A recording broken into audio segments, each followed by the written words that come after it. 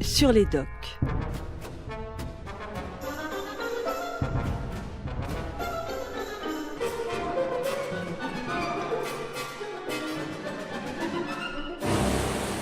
Bonjour.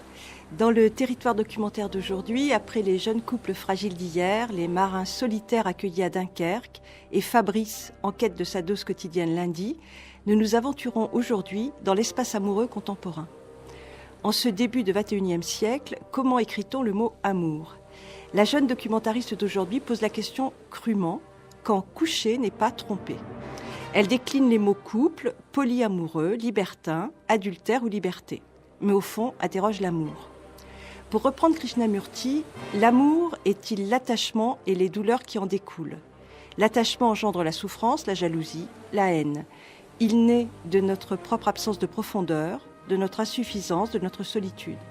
L'attachement procure un sentiment d'appartenance, permet de s'identifier à quelque chose, donne une impression de réalité, d'existence. Lorsque cela est menacé, la peur, la colère et l'envie font leur apparition. Est-ce cela l'amour ? Douleur et souffrance sont-elles l'amour ? Le plaisir des sens est-il l'amour ? Réponse d'Elisabeth, Alexandre, Irina, Flora, Cyril, Mélanie et Frédéric. Veuillez bien vous lever, messieurs, dames, je vous prie. Je vais vous donner connaissance des droits et des devoirs respectifs des époux.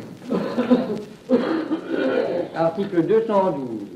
Les époux se doivent mutuellement fidélité, secours... Quand coucher n'est pas trompé, les nouvelles infidélités. Le mari est le chef de famille. Un documentaire d'Andrada Noagiu et Anna Schmuck. Que je vous aime. Regardez, je commence à être saoule et je bégaye. Et c'est absolument horrible parce que ce que je dis, je le pense réellement. Et je dois rester tout le temps avec vous. Tellement je me sens heureuse. Je me sens aimée par vous deux. L'image du cocu dans la société, c'est un peu horrible, quoi. C'est même pas dans le couple que ça pose un problème. C'est vraiment la vision que les gens vont avoir de nous, quoi. Celui qui trompe est sale, et puis celui qui est trompé est pathétique. La femme qui est mariée, qui est heureuse. Ce schéma, il est bidon, en fait.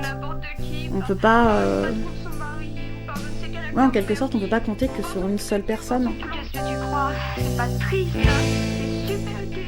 Oui, je crois que ça donne d'autant plus de prix à notre relation. C'est que justement, on se dit pas, l'autre il est avec moi parce qu'il est tenu par un morceau de papier, parce qu'il est tenu par un engagement quelconque, parce qu'il n'ose pas, parce qu'il n'a pas eu d'autres opportunités. Non, on sait que l'autre il a d'autres opportunités, qu'il n'est pas tenu à la fidélité, mais n'empêche qu'il revient. Moi, ça m'embêterait d'aller au resto avec un amant ou une maîtresse, alors qu'en ce moment, je vais plus du tout au resto avec Alex. Donc déjà, je vais poser la question en termes de... Ça t'embête pas que j'aille au resto avec machin ou avec machine ? Mais du coup, je vais aussi me poser la question, de c'est quand Alex et moi qu'on va au resto ? En fait, c'est des petits rattrapages... Et puis dans ce cas-là, c'est peut-être moi qui vais payer le resto. Moi, une fille qui s'est baisée par n'importe qui s'est baisée n'importe comment n'est pas une pute. Cyril, au début, c'est vrai que c'était très dur pour moi, parce qu'il avait tendance à tout me raconter. Donc il allait voir sa maîtresse, par exemple, et alors j'avais droit à tous les détails crus, sexuels de ce qui se passait avec sa maîtresse. Et ça, pour moi, c'était perturbant. Parce que je trouve que le secret, c'est très joli et que quelquefois, il peut avoir un totalitarisme comme ça, de la transparence. Tout est montré, tout est obligatoire. Alors moi, j'aime les ombres d'ombre. Bien sûr que je suis curieuse et que c'est mon amoureux, que j'ai envie de savoir ce qu'il fait. Mais en même temps, c'est tellement mieux de ne pas le savoir et de faire confiance.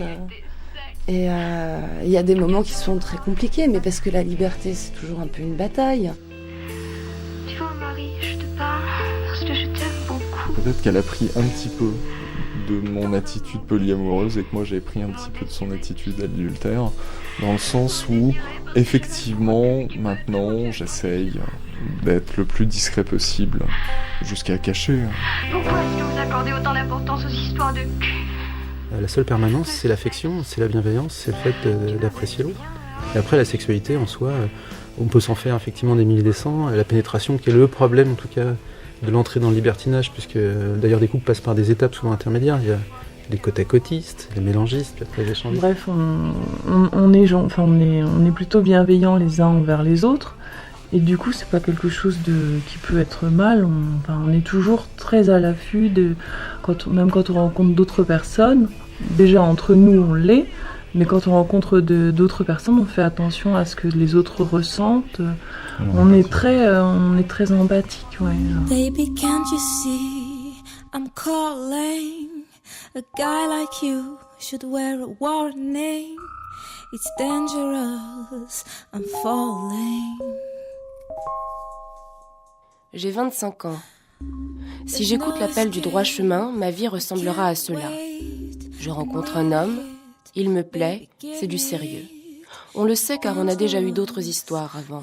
On s'installe ensemble, on se paxe, on se marie, on fait des enfants. Et on annule le potentiel érotique du reste du monde jusqu'à notre mort. Ou sinon, on fait semblant, ou sinon ça ne se passera pas comme ça. Car l'un d'entre nous cessera d'aimer, ou craquera, comme on dit. Il fera ses valises pour goûter au charme d'un autre, ou il restera et deviendra secrètement infidèle, jusqu'à ce que la vérité éclate au grand jour. Scandale, traumatisme, dépression, divorce. On sépare les meubles, l'appartement, les enfants, les amis. Et on recommence, puis rebelote. La génération de mes parents s'est amusée en 68, un peu après encore. Elle a détruit des modèles pesants et laissé un chantier inachevé. Pour ma génération, la folie de la libération sexuelle est passée, ou s'exacerbe dans la consommation pornographique. L'angoisse y est substituée. Et avec elle, le repli sur des valeurs considérées comme sûres. Consciemment ou pas, j'ai l'impression que nous ne savons pas comment faire pour nous aimer longtemps et élever nos enfants ensemble. Alors, je promène le micro et l'oreille auprès de ceux qui osent et qui essayent. Des expérimentateurs de l'intime qui ont dit non à la monogamie. Ils sont polyamoureux, libertins, adultères ou sans étiquette. Leur souci de construire la liberté à deux les unit. Sans prosélytisme, ils racontent leurs amours, leurs anecdotes, leurs doutes et leurs tâtonnements pour trouver une voie qui leur ressemble.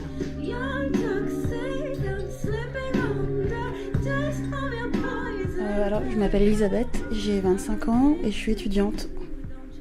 Quand je dis que je suis libre, c'est que je décide que si j'ai envie d'être avec quelqu'un, je le suis, mais si qu'en même temps j'ai envie d'être avec quelqu'un d'autre, je dois pas être freinée par les conventions en fait. Comment ça a commencé tout ça quand vous étiez jeune femme ou adolescente? J'avais à peu près 19 ans. Je sortais avec une fille à cette époque-là, c'est la première fille avec laquelle je suis sortie. Ça a commencé sur un malentendu parce que ça faisait un mois qu'on était ensemble elle et moi. J'ai rencontré un mec avec qui je pensais pouvoir être amie. Finalement, un soir on s'est vus, ça a dérapé. Et puis j'avais vraiment envie d'être honnête et sincère avec elle. Du coup, je lui ai dit j'aurais pas dû. Et à partir de ce moment-là, ça a cassé quelque chose. Et en fait, je l'ai jamais récupéré totalement. Et donc à partir de ce moment-là, elle a commencé, elle de son côté, à avoir plein de garçons. Et en fait, moi, ça m'a rien fait. Je me suis dit que c'était pas grave. C'était pas grave parce qu'elle était toujours là en fait. Et que je sentais bien que finalement on avait un lien assez fort pour pas que ces choses-là nous dérangent dans notre relation.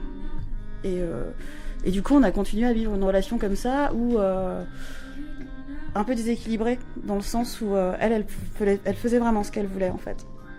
Et moi ça me dérangeait pas du tout. En revanche, moi, dès que j'avais ne serait-ce qu'un regard vers quelqu'un d'autre, c'était la Troisième Guerre mondiale. C'était elle qui ne comprenait pas, en fait. Qui comprenait pas que c'était quelque chose qui se partageait et pas un privilège qu'a une personne sur une autre. Et par la suite de vos différentes expériences amoureuses, comment cette envie de liberté s'est exprimée? Parfois, j'ai dû la retrancher complètement. J'étais avec un garçon qui supportait pas la moindre idée de l'infidélité et là je me suis dit ok, on va même pas en parler, on va être un couple lambda, complètement je dirais classique avec aucun défaut, rien du tout.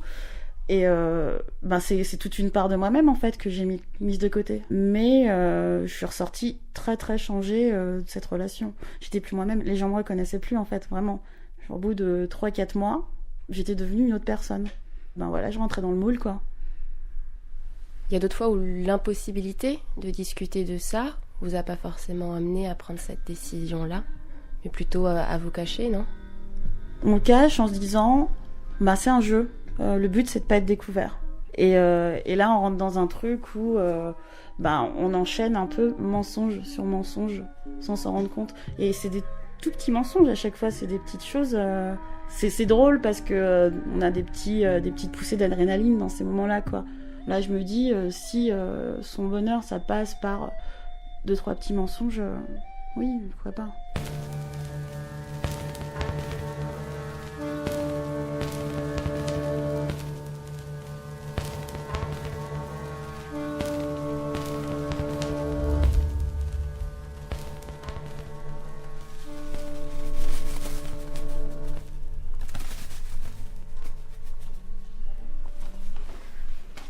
On met des tasses ? Bon, attends.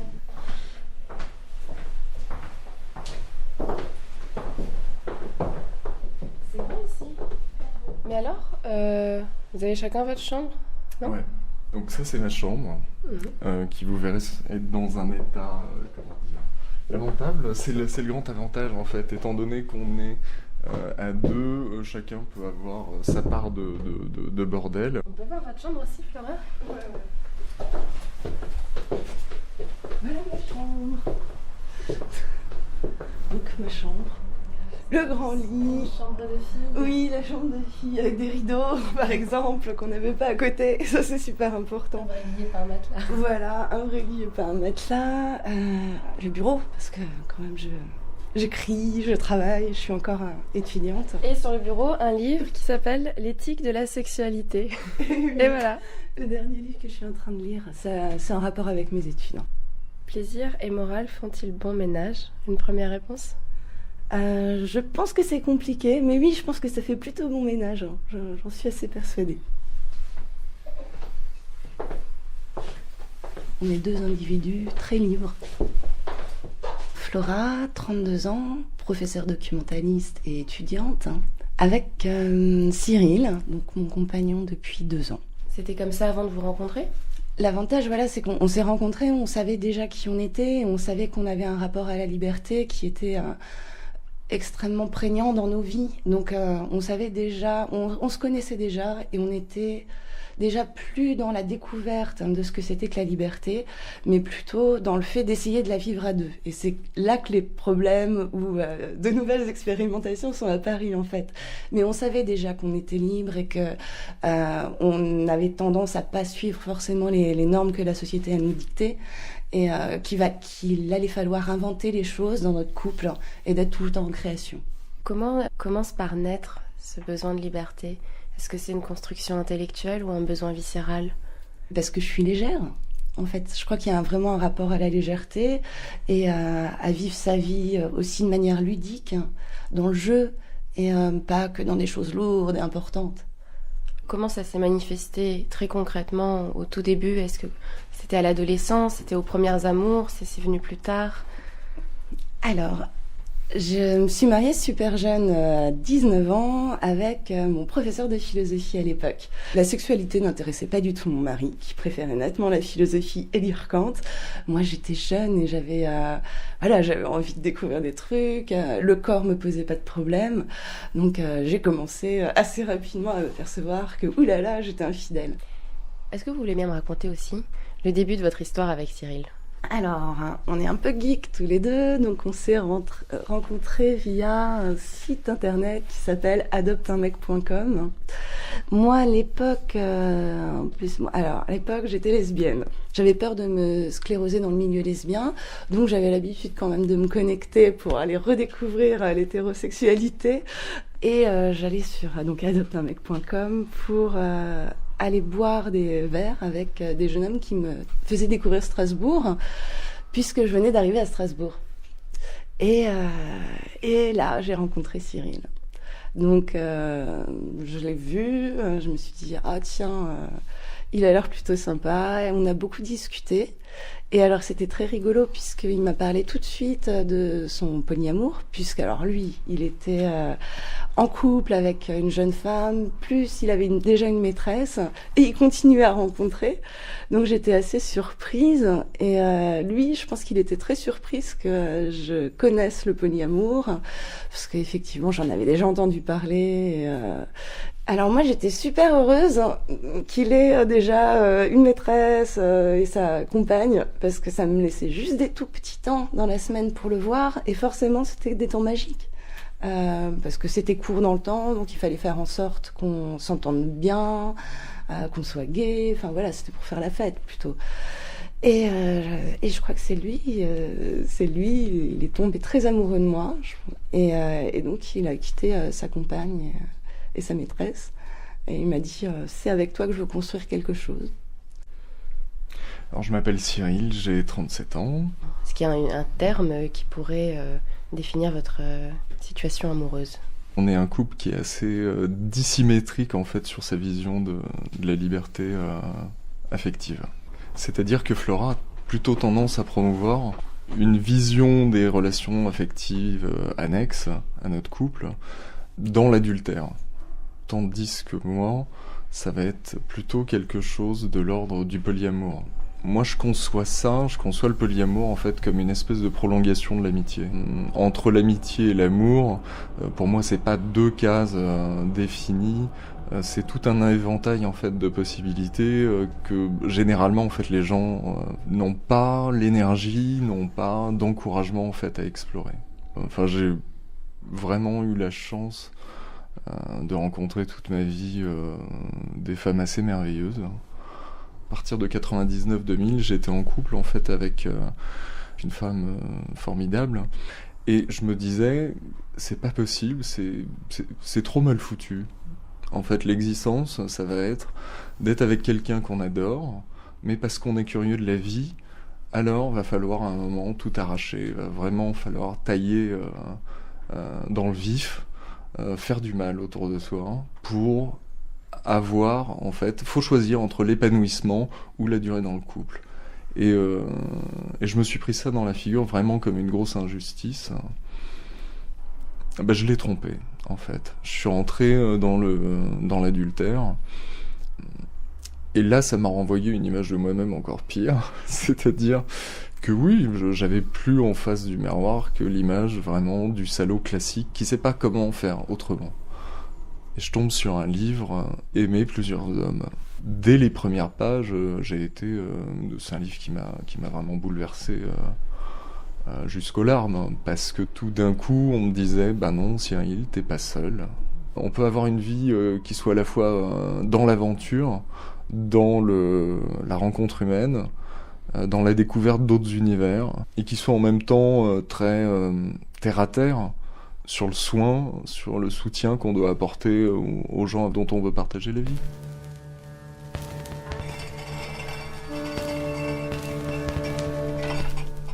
Vous voulez peut-être un coup à boire? Volontiers, je veux bien. Kir ou blanc? C'est du kir avec quoi? Cassis? Ouais, kir classique, cassis bio. Cassis bio, allez, pour le bio, je veux bien. Je sais pas ce qui lui arrive comme grand malheur. Sacha, qu'est-ce qui t'arrive? Arrête de faire des caprices.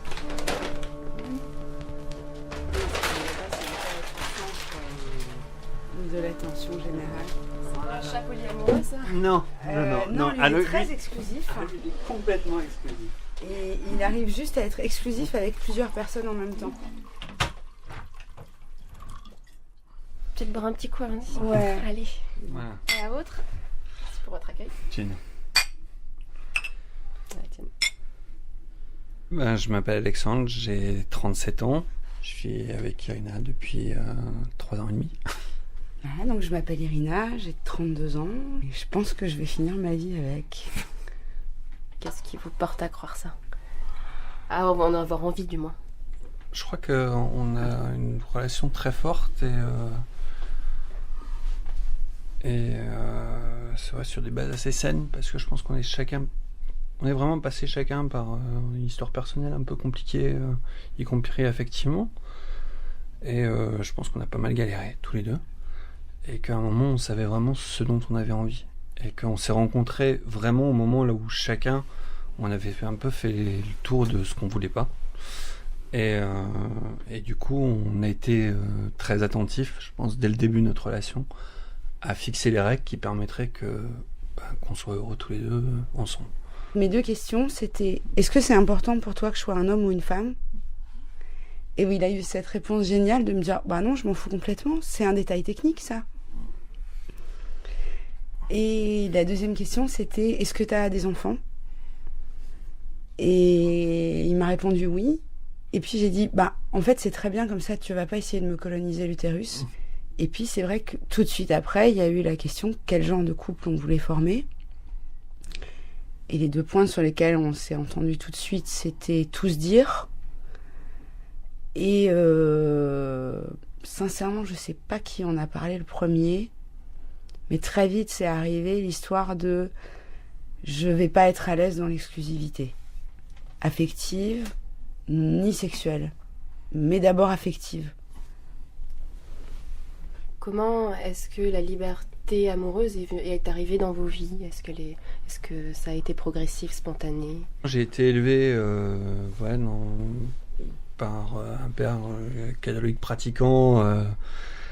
Ça m'a marqué quand même. Et du coup, j'ai voulu essayer. J'ai été marié, je suis resté 12 ans avec la même femme. J'ai été fidèle pendant 12 ans.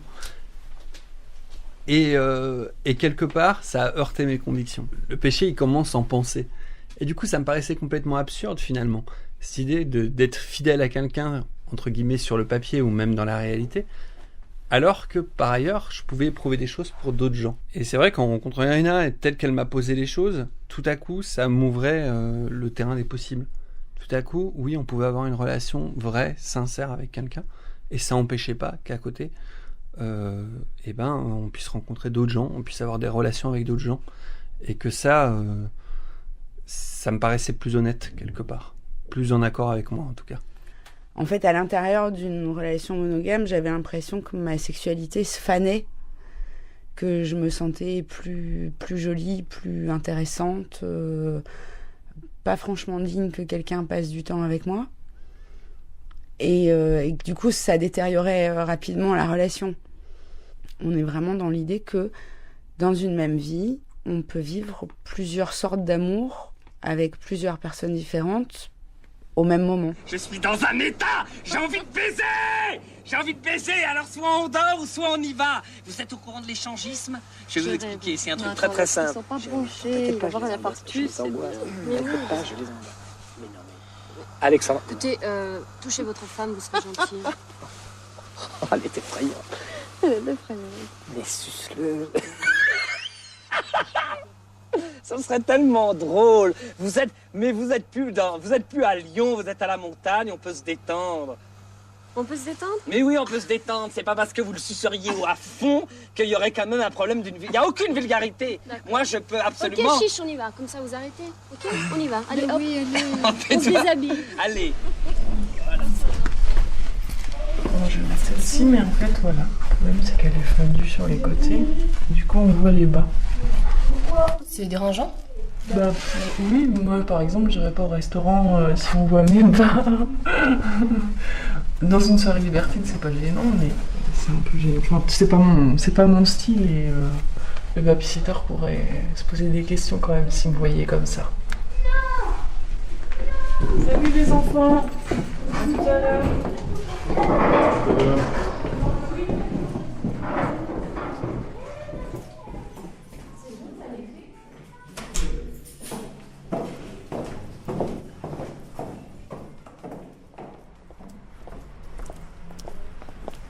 Qu'est-ce qui va se passer ce soir ? Vous m'expliquez un peu où on va ? Aucune idée. Vous savez où on va ? On va dans un appartement, on va manger. Je sais qu'ils ont prévu des sushis et des chocolats chez Génin, des pâtes de fruits, des macarons. Enfin, je pense que ça va être léger mais agréable. Il y a du champagne, raffiné. Il y a du champagne jusqu'à... Bon, on n'en manquera pas, puisque tout le monde en ramène.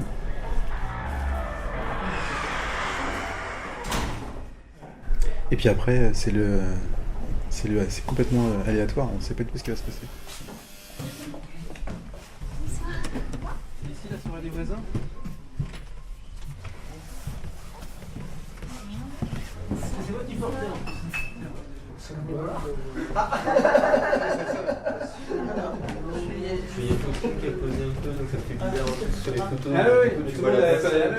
Moi, je suis Frédéric, je suis psychanalyste et entre guillemets libertin, avec Mélanie à côté. Donc, je suis Mélanie, je suis libertine aussi, donc je suis mariée avec Fred.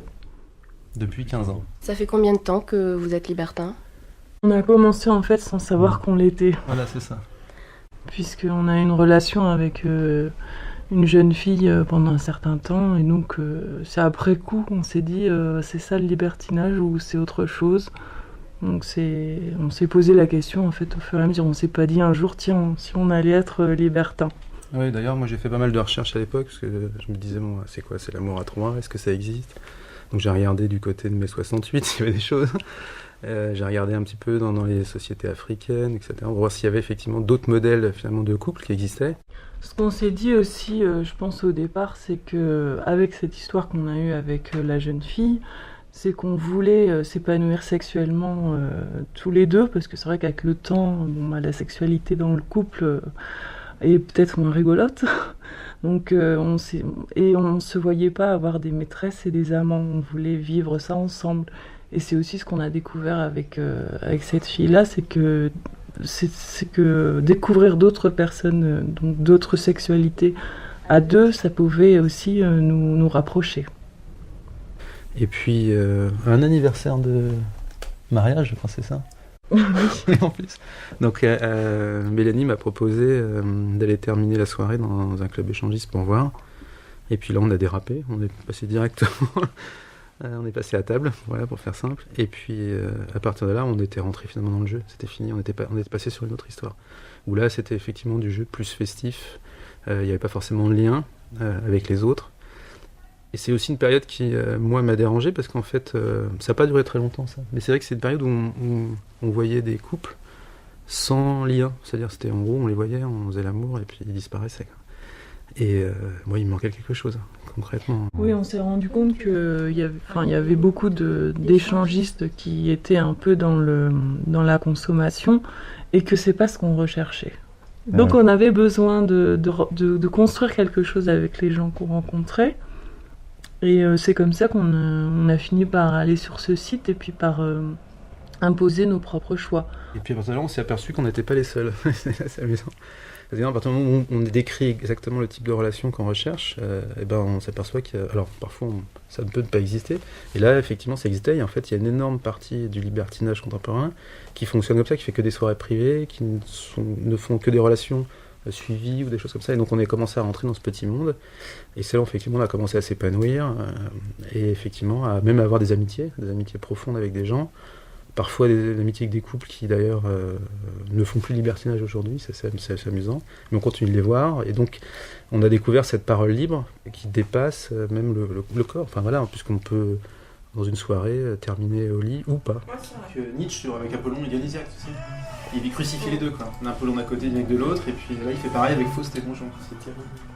J'ai pas suivi le début de la planche. Tu l'as pas eu ça? Donc Faust, c'est Faust, c'est ça l'homme qui se... Non, c'est celui qui se fait... Après, il n'y a pas de rapport avec Apollon Dionysiaque. Non, il n'y en a pas. Faust, c'est celui effectivement qui est dans le pacte du diable, puis en même temps qui est amoureux de Marguerite, donc il y a une espèce de verticalité, alors que Donjon, c'est la multiplicité des femmes. Il n'est pas amoureux de Marguerite.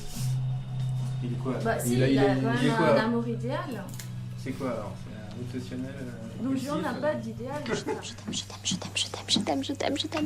Bonjour. Oups, bonjour. Vous avez bien dormi? Un peu court. J'ai rêvé de vous cette nuit. Et moi? Non, pas trop femme. Déjà? J'espère que c'était pas un cauchemar. Je vous en aurais pas parlé. De toute façon, quand un homme et une femme se croisent, ils y pensent toujours. Alors, pourquoi vous n'en auriez pas rêvé? Quand vous étiez ma stagiaire, Marie, vous en avez rêvé? Pas longtemps, mais j'en ai rêvé. Bon, à quelle heure on part? Un petit peu interdit. Moins de 18 ans. Mais moi, t'as plus de 18 ans. Oui, j'ai plus de 18 ans. Mais qu'est-ce qui m'arrive? C'est quoi ça? C'est comme ça que ça commence toujours, il y a quelqu'un qui commence. Il y a plein de cas de figure différents. Faudrait que tu viennes avec moi. Non mais ça, il y a énormément de cas de figure différents. Ça peut partir ensemble, séparément. Parfois ça se fait facilement, parfois ça se fait difficilement. Vous voulez vérifier que la liberté de mon discours correspondait aux faits? Ça s'appelle se faire avoir. On passe à côté. Moi, ça m'a énormément changé de faire de l'échangisme, parce que du coup, je suis beaucoup plus apaisé dans ma relation finalement avec les autres, pas forcément des gens libertins, au quotidien, dans le travail, dans les fantasmes en fait tombent les uns après les autres, les fantaisies tombent les uns après les autres. À partir du moment où on vit tout ça, et ben on suit finalement un petit peu son instinct et on n'a plus besoin d'imaginer ou de se fantasmer une vie.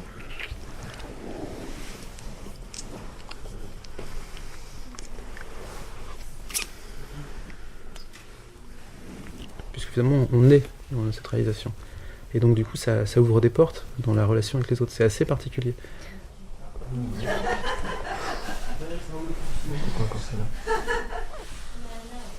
C'est vrai que ça ouvre quand même beaucoup avec les autres. J'en parle souvent avec d'autres libertines qui me disent qu'elles se sentaient plus tellement femmes. Enfin, on est pris par nos familles, par nos métiers.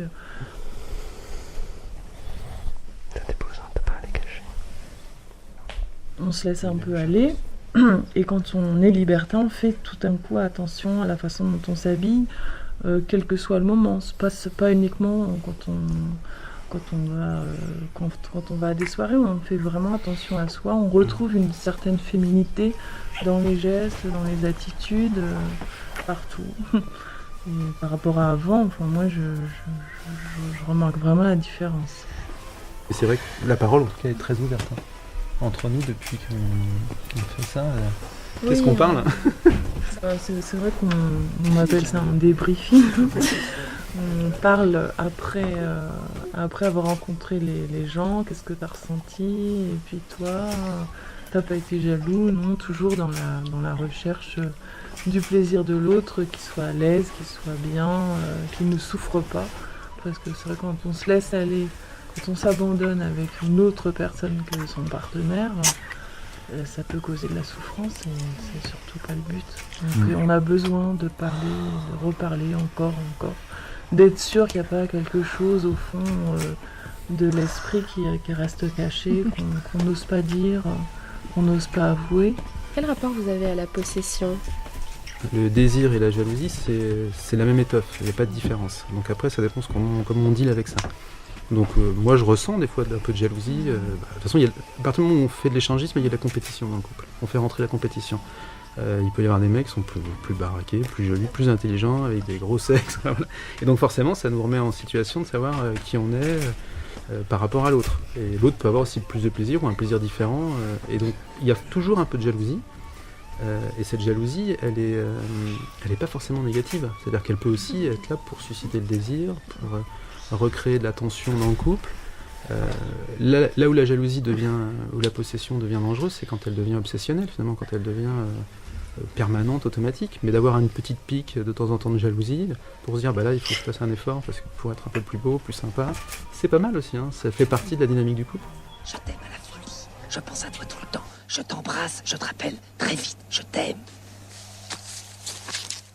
C'est bon, là, hein? C'est bon, je viens vous chercher. Au fait, tu as téléphoné? Comment? Je te demande si tu as téléphoné. Mais pourquoi je téléphonerais, chérie? Ah ben, je sais pas, je te le demande. Comme à chaque fois que tu pars en éclaireur, tu pars avec le téléphone. Je te demande si tu as téléphoné. Ouais. Regarde, c'est assez beau quand même. Regarde, chérie. Oui, c'est beau. Ouais. Vous êtes jaloux parfois? Ça arrive. Ça arrive. Et maintenant, pour moi, la jalousie, c'est pas tellement un problème avec l'autre, c'est un problème avec soi. Je pense que dans la jalousie, dans les 99% des cas, c'est un problème de confiance en soi, en fait. On le vit pas bien d'être jaloux, mais comme on essaye de partager tout, dans ce cas-là, on va aussi se parler du fait qu'on est jaloux. C'est juste que par rapport aux autres, on considère pas que c'est un sentiment légitime. On va s'excuser d'être jaloux. Vous avez besoin de vous sentir rassuré quand même dans votre relation? Clairement. Je pense que on a choisi ce mode de relation parce qu'il nous rassure.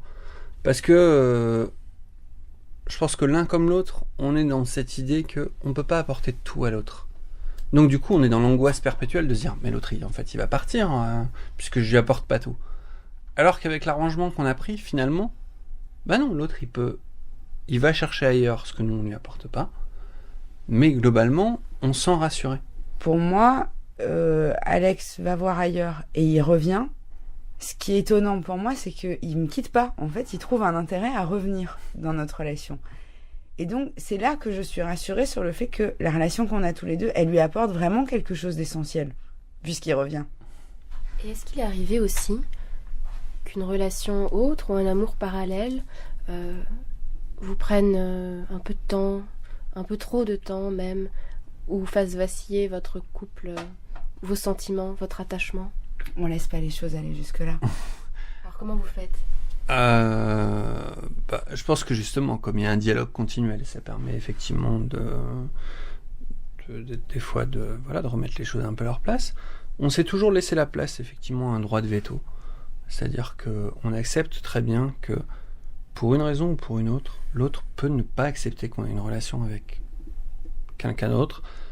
Ça peut être parce que la personne le rend mal à l'aise. Il n'a même pas tellement à justifier, mais on accepte très bien le fait que ça puisse être compliqué.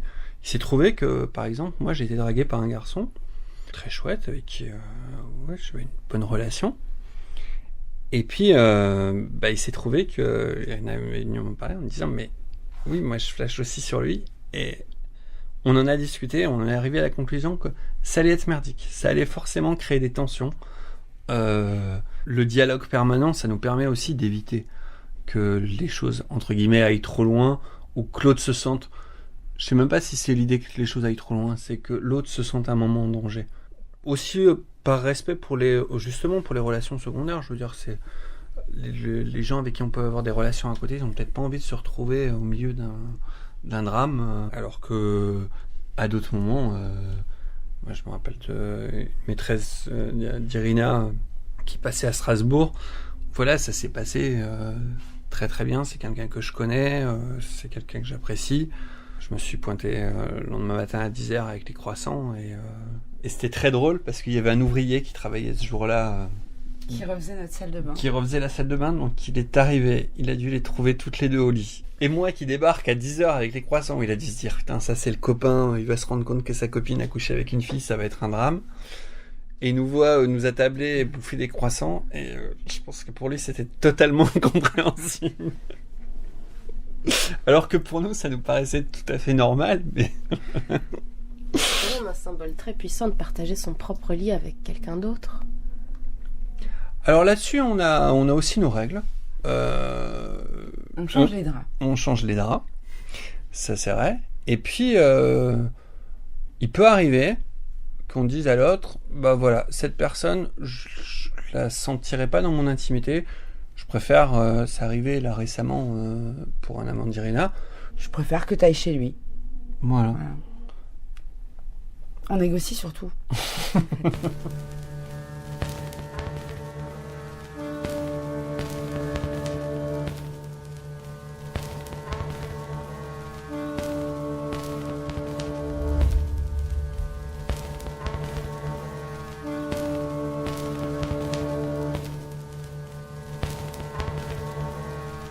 Comment vous faites pour que la jalousie ne dérape pas ou ne devienne pas trop importante? Mais elle dérape. Mais ça dérape, on se dispute beaucoup, c'est vivant, c'est tout, c'est plein de choses en même temps. Oui, on est jaloux, on se dispute, il y a des crises de jalousie, on se fait la tête, moi je boude en plus, donc c'est une catastrophe. Mais ça reste gai, il se passe des choses, on est en vie. Je peux raconter ce qui s'est passé en septembre? Je m'en souviens plus, moi j'ai déjà oublié. Qu'est-ce qui s'est passé? T'avais trop vu. Non, mais par exemple, voilà, le jour de mon anniversaire, en fait, quelques jours avant... Non, pas ça, non. L'épisode du frigidaire? Non, c'est bon. Non. Je vais laisser comme ça. Bon, d'accord, vas-y. Oui, on rigole. Non, mais on en rigole, mais voilà, en fait, quelques jours avant mon anniversaire, je sais pas, on arrive toujours à saboter mon anniversaire, ça c'est une constance. Oui. Mais donc voilà, en fait, Flora découvre sur mon téléphone portable, en fait, la photo d'une fille nue, parce que je prends des photos, et puis je les retouche, et enfin bon, voilà. Et il me bref. tend le téléphone pour me Non. montrer des photos qu'on venait de prendre, Du et chat. je regarde du chat. Et Voilà. tu fouilles dans les photos. Et non, et je continue à avancer.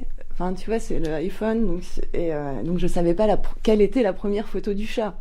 Donc je continue à avancer et je tombe sur une photo de Nana avec une guitare, seins nus. Et voilà, j'avais pas imaginé. Donc je fais une grosse crise de jalousie. Qui passe par le déplacement de tous les meubles, en fait. Tous les meubles communs qui appartenaient donc à Flora se retrouvent dans sa chambre. Le jour, en fait, où j'avais invité une vingtaine de personnes à picoler gaiement et à faire la fête. Et elle retire son droit, en fait, à mon usage du frigo. Donc voilà, il y a la question du frigo qui se passe pendant toute la journée. Il y a nos amis communs qui nous prennent pour des fous pour la 4e fois dans l'année. Et puis en fait, donc la soirée se passe finalement sans frigo, malheureusement. Et puis quand elle rentre tard le soir et encore très énervée, en fait, elle me menace de couper les fils du frigo parce que je l'ai utilisé et que donc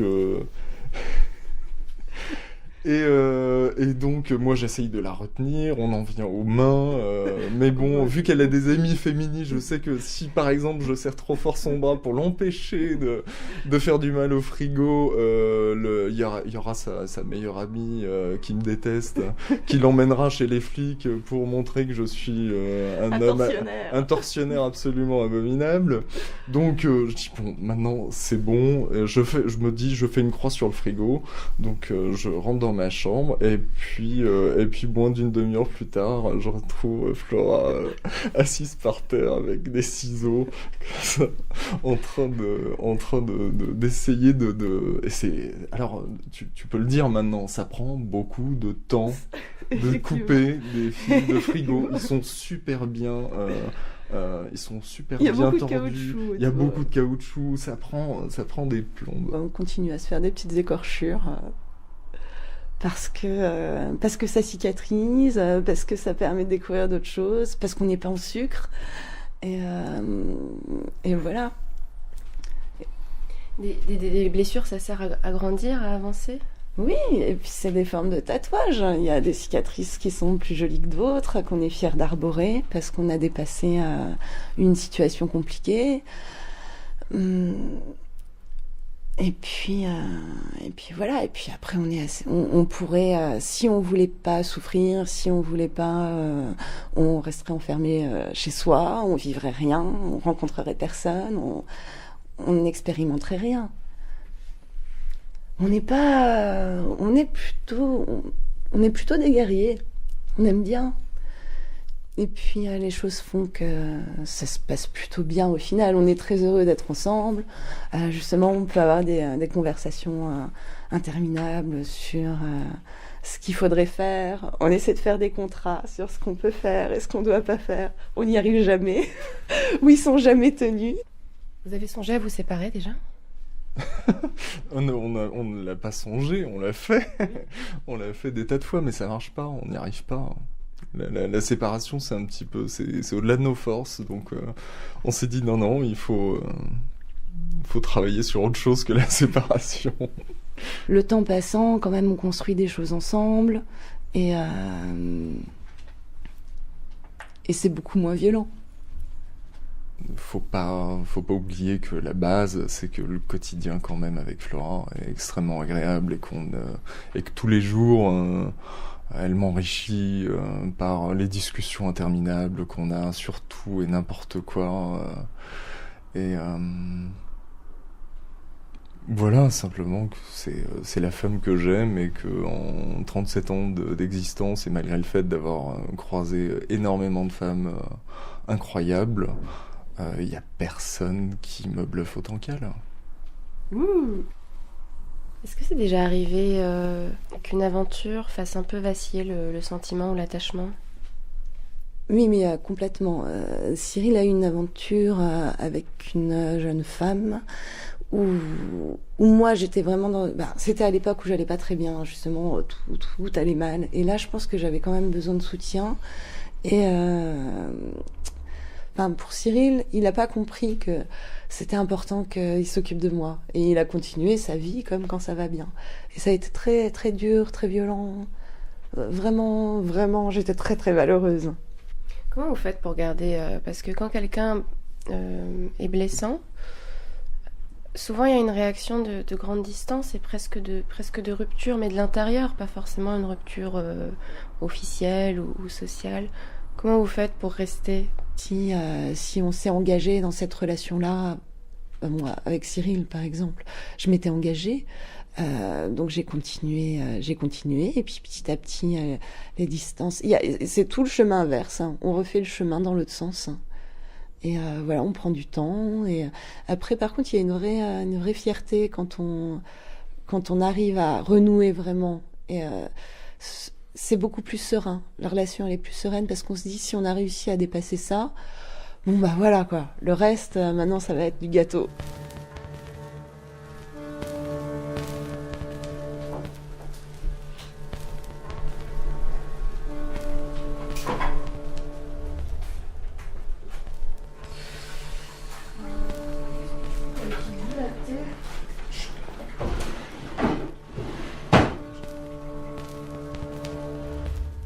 Mais une fois de plus, j'aime pas lire tromper dans ma tête. Ça n'a jamais été ça en fait. C'est quoi le terme ? Je dis souvent j'ai vu quelqu'un d'autre ou tout simplement j'ai passé la nuit avec ou j'ai passé beaucoup de temps avec. Mais pour moi, c'est pas vraiment tromper. Parce que tromper, c'est quelque chose de... C'est dans la tête, tromper. On trompe en pensant à quelqu'un d'autre, pas en étant avec quelqu'un d'autre. La jalousie, vous l'avez déjà ressentie ? Ouais, mais pas sur le plan physique. Voilà, ce qui me dérange, c'est vraiment le lien intellectuel qu'on tisse avec quelqu'un plus que le physique. Et moi, tant que je sens que je suis la première personne dans la tête de la personne avec laquelle je suis, j'ai pas de problème avec ça en fait. Et de toute façon, si on doit quitter la personne avec laquelle on est pour quelqu'un d'autre, ça se fera sans qu'il y ait des infidélités, quand on peut rencontrer des gens dans toutes les situations, n'importe où. Votre futur amoureux, vous le voyez comment ? Compliqué. Je trouve que ça va être compliqué en fait, parce que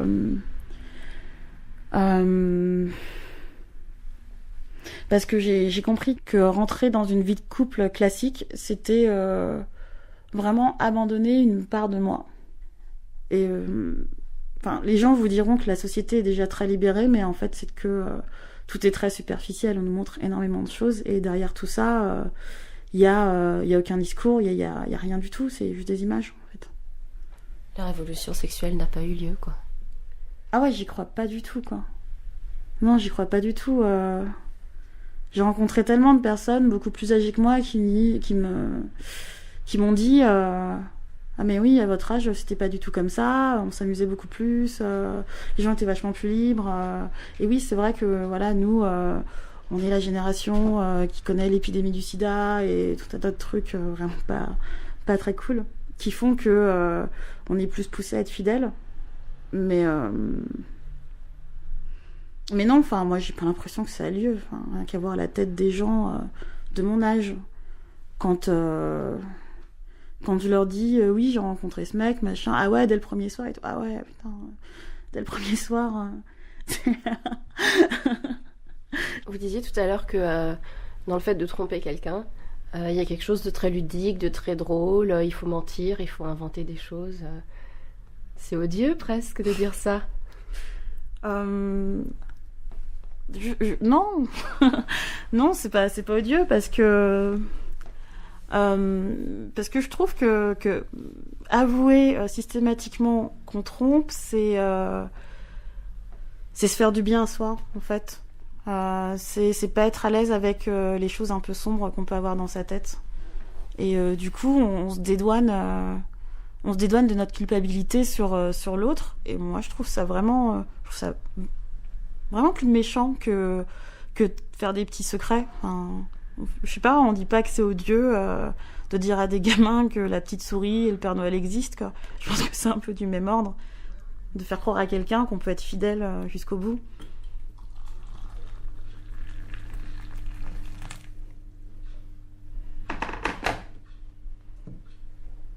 Merci.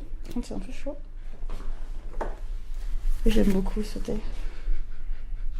Ah, il est vachement parfumé. Ouais, très.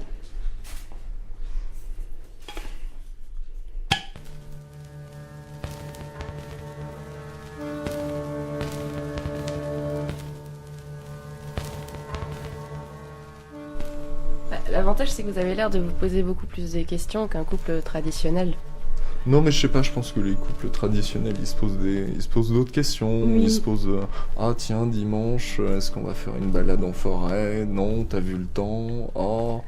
Et puis il faut que j'aille chez ma belle-mère récupérer mes bottes. Ah bon, mais oui, je suis méprisant. Mais bon sang, avec tout ce qu'on endure, il faut qu'on soit fier, quoi, du combat qu'on mène, quoi, parce que c'est un combat et que c'est un combat avec beaucoup de trêves. Qui sont dans la générosité, etc. Mais bon sang, on se bat, quoi. Il faut déjà avoir cette démarche de se dire, je vis dans une situation qui n'est pas forcément permanente. Les règles qu'on m'a imposées, mes parents, la société, sont pas des règles qui existent de toute éternité. Et ça, tout le monde n'y pense pas, effectivement. Pour la plupart des gens, c'est figé dans le marbre. Les jeunes sont vachement plus durs avec ça. La fidélité est vraiment une valeur sûre en quelque sorte, quoi. On peut pas la modeler, on peut pas en faire ce qu'on veut. C'est être fidèle, c'est un garçon, une fille et ça s'arrête là, c'est tout. C'est une recherche permanente d'équilibre. Il n'y a pas une voie qui est la bonne et qui va rendre le couple heureux. Nous, on rigole. Je pense qu'on rigole. On essaie, et puis voilà, il y a des choses qui ne marchent pas, on va pas plus les reproduire, mais on se base plutôt sur l'expérience. À quoi ça sert d'être en couple si c'est pour vivre plein d'histoires, plutôt que de vivre toutes ces histoires comme on a envie de les vivre au fur et à mesure et sans engagement? Parce qu'on a aussi besoin d'un port d'attache.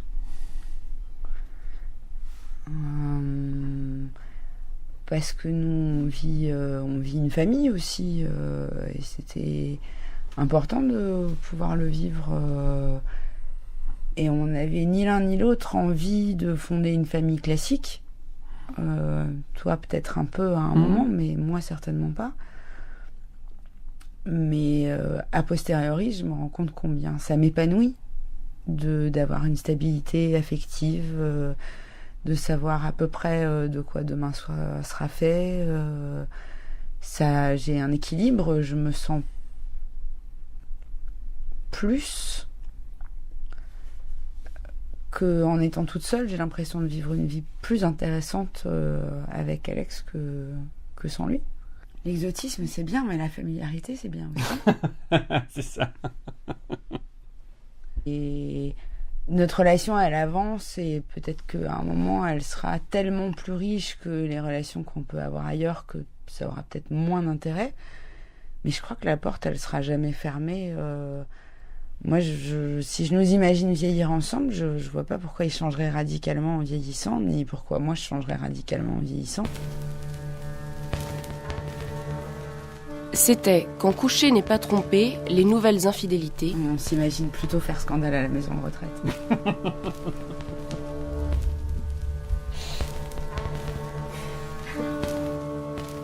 Merci à Elisabeth, Irina et Alexandre, Flora et Cyril, Mélanie et Frédéric.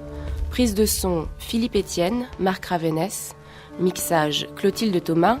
Attaché d'émission Christine Gage, Laure-Hélène Plancher. Coordination Irène Omelianenko, Michel Pomared. Réalisation Anna Schmuck. Un documentaire d'Andrada Noagiou pour Sur les Docs. Merci pour votre écoute et vos commentaires sur le site franceculture.fr où vous pouvez également podcaster gratuitement nos émissions.